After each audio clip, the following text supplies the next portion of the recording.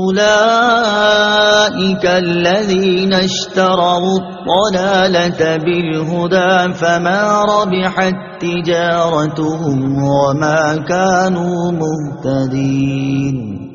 ترجمہ: یہی وہ لوگ ہیں جنہوں نے ہدایت کے بدلے گمراہی خرید لی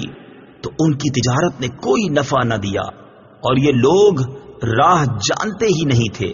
اشتروا الضلالة بالهدى، یہی وہ لوگ ہیں جنہوں نے ہدایت کے بدلے گمراہی خرید لی۔ تفسیر صراط الجنان میں ہے، ہدایت کے بدلے گمراہی خریدنا یعنی ایمان کی بجائے کفر اختیار کرنا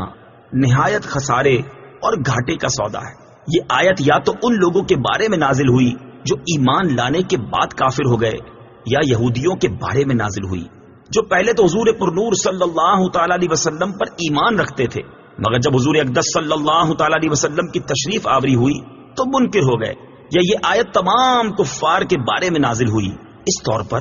کہ اللہ تعالیٰ نے انہیں فطرت سلیمہ عطا فرمائی، حق کے دلائل واضح کیے، ہدایت کی راہیں کھولی، لیکن انہوں نے عقل و انصاف سے کام نہ لیا اور گمراہی اختیار کی،